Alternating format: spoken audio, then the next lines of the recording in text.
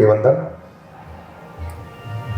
आदरणीय, मेरा जो प्रश्न है कि अभी समाज में बड़ी विसंगति जो है व्याप्त हो रही है, तो इन विसंगतियों का अंत किस प्रकार हो सकता है, इस विषय पर सभी प्रकार से आप अपना आशीर्वाद प्रदान करें।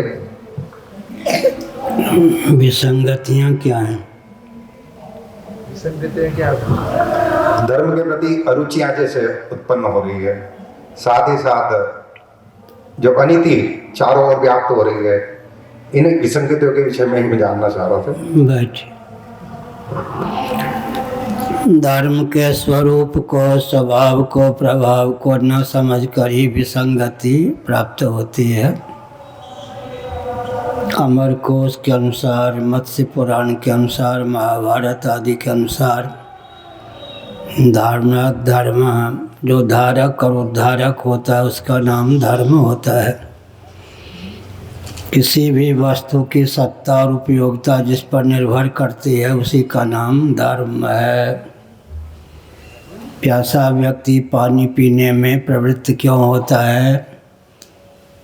इस आशा से कि पानी अपने गुणधर्म का त्याग नहीं करेगा। हर व्यक्ति की प्रवृत्ति और निवृत्ति का नियामक धर्म ही होता है। जब तक दाहक प्रकाशक अग्नि तत्व है तब तक वो आग है, अन्यथा आग नहीं। सिद्ध कोटि के धर्म का हमने वर्णन किया। पृथ्वी के जितने कार्य हैं, वृक्षादि, उनको धारण करने वाली पृथ्वी का नाम धर्म है। यह सिद्ध कोटि का धर्म है। इसका खंडन दार्शनिक, वैज्ञानिक, व्यावहारिक धरातल पर नहीं हो सकता। पृथ्वी को धारण करने वाला सन्निकट निर्विशेष पानी है, जल है, उसका नाम धर्म है कठोपनिषद के अनुसार। जल को धारण करने वाला सन्निकट निर्विशेष अग्नि तत्व है, उसका नाम धर्म है। अग्नि को धारण करने वाला सन्निकट निर्विशेष पवन या वायु तत्व है, उसका नाम धर्म है। वायु को धारण करने वाला आकाश, उसका नाम धर्म है। आकाश को धारण करने वाला बीजावस्थापन अव्यक्त, उसका नाम धर्म है। अव्यक्त को धारण करने वाला निर्विशेषता की अवधि परमात्मा तत्व या आत्म तत्व या भगवत तत्व का नाम धर्म है। सिद्ध कोटि के धर्म का तो खंडन विवेक पूर्वक हो नहीं सकता। साध्य कोटि का धर्म है यज्ञ, दान, तप, व्रत। यज्ञ करेंगे तो मुट्ठी खोलनी पड़ेगी, दान देने के लिए मुट्ठी खोलनी पड़ेगी। व्रत करेंगे तो अन्न जल पर संयम प्राप्त करना होगा। तप करेंगे तो विसर्जन आनंद की दास्ता किंकरता छोड़नी होगी। वर्ण धर्म, आश्रम धर्म पर लोग कटाक्ष करते हैं। शिक्षा, रक्षा, अर्थ और सेवा के प्रकल्प सदा संतुलित बने रहें। मातृशक्ति का शील सुरक्षित रहे। बिना गर्भपात और परिवार नियोजन के जनसंख्या संतुलित रहे। इसकी स्वस्थ विधा का नाम ही वर्णाश्रम व्यवस्था है।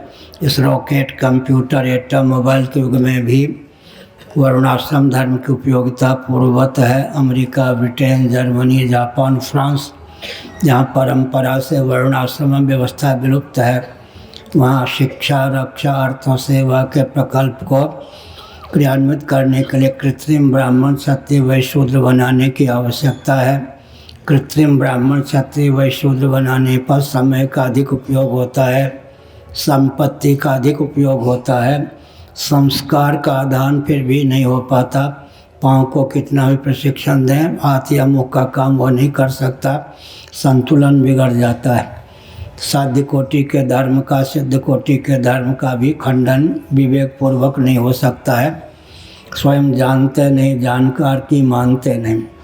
साथ ही साथ सनातन धर्म में फल चौर्य नहीं है, फल से किसी को वंचित नहीं किया गया। भगवत गीता में भगवान श्री कृष्ण का वचन है, स्वे स्वे कर्मण्य व्रता संसिद्धिम लभते नरः स्वकर्मणा तम अभ्यर्च्य सिद्धिम विन्दति मानव तेऽपि यान्ति पराम गतिम। जो व्यक्ति अपने वर्णाश्रमोचित दायित्व का, कर्तव्य का निर्वहन करता है, उसका अंतःकरण शुद्ध होता है, उसे लौकिक उत्कर्ष प्राप्त होता है, परलौकिक उत्कर्ष प्राप्त होता है। चित्त इतना शुद्ध और समाहित होता है कि भगवत तत्व के परिमार्जन का बल और वेग प्राप्त होता है।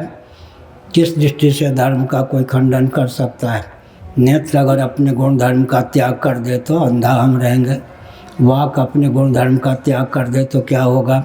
इसलिए धर्म उसको कहते हैं जिसकी सत्ता और उपयोगिता पर ही जीवन निर्भर है। धर्म विहीन कोई वस्तु अपने अस्तित्व और आदर्श को सिद्ध कर ले, उपयोगिता को सिद्ध कर ले, संभव नहीं। तत्व पक्षपातो ही स्वभावोदयम, बुद्धि का और जीव का स्वभाव है तत्व का तथ्य का पक्षधर होना। अगर दर्शन विज्ञान व्यवहार में सामंजस्य साध करके हम धर्म की व्याख्या करेंगे, नास्तिक जिनको कहते हैं, अनीश्वरवादी कहते हैं, अधार्मिक कहते हैं, वे भी धर्म के अस्तित्व को स्वीकार किए बिना नहीं रहेंगे। साथ ही साथ अनीश्वरवादी जो ईश्वर को नहीं मानते, उन्हें सोचना चाहिए कि उनकी चाह का जो मौलिक विषय है उसी का नाम तो ईश्वर है। वृक्ष पार्थिव हैं, उनमें पत्र पुष्प फल आदि लगे होते हैं। उद्गम स्थान से जब उच्युत होते हैं तो अपने अंशी पृथ्वी की ओर ही समाकृष्ट होते हैं। जल की धारा स्वभावतः समुद्र की ओर अग्रसर होती है। अग्नि की ज्वाला स्वभावतः नभोमंडल में विद्यमान आदित्य की ओर कर्षित होती है। व्यष्टि प्राण पवन का आकर्षण केंद्र समष्टि प्राण पवन ही है। घटाकाश मठाकाश का आकर्षण केंद्र महाकाश ही है। तद्वत जीवों का आकर्षण केंद्र जगदीश्वर हैं। फिर किस दृष्टि से धर्म का खंडन किया जा सकता है? न सिद्ध कोटि के धर्म का खंडन हो सकता है, न साध्य कोटि के धर्म का खंडन हो सकता है। धर्म के खंडन का अर्थ है स्वयं जानते नहीं, जानकार की मानते नहीं। आगे